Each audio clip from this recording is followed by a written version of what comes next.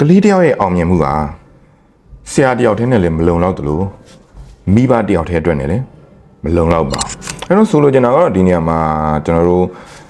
ဆရာနဲ့မိဘနဲ့ပေါ့နော်ကွဲနေလို့မရဘူး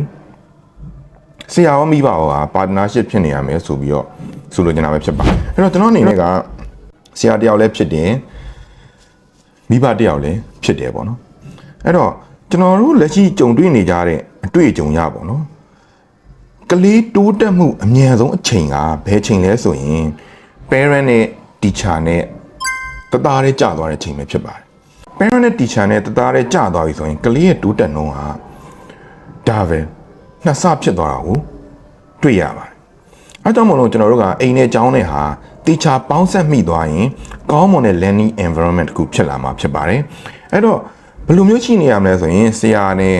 ကလေးရဲ့ကျောင်းသားရဲ့ဆိုရဟာတယောက်နဲ့တယောက်ကအပြန်အလှန် communication ကောင်းကောင်းထားရပါမယ်တယောက်နဲ့တယောက်လည်းယုံကြည်ချက်ရှိရမယ်တယောက်နဲ့တယောက်ကလည်း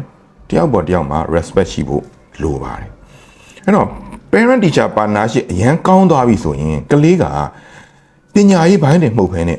သူ့ရဲ့စိတ်ပိုင်းဆိုင်ရာအခြေအနေပါပုံမကောင်းမွန်သွားမှာဖြစ်တဲ့အတွက်ကြောင့်မလို့ဒါကလုံးဝ perfect ဖြစ်သွားမယ်အနေအထားပဲဖြစ်ပါတယ်ဒါကြောင့်မို့လို့ကျွန်တော်တို့က parent teacher အတူတကွတေချာလက်တွဲနိုင်မှသာလျှင်ကျွန်တော်တို့ရဲ့ရင်သွေးတွေကိုကလေးတွေအနာဂတ်ကိုအကောင်းဆုံးတည်ဆောက်နိုင်မှာဖြစ်ပါအားလုံးပဲမင်္ဂလာပါကျွန်တော်ကတော့ AI for Teacher စာအုပ်ကိုရေးသားတဲ့တူးမမောင်ဝဲဖြစ်ပါတယ်ကျွန်တော်တို့နောက်ဗီဒီယိုမှာပြန်တွေ့ကြပါမယ်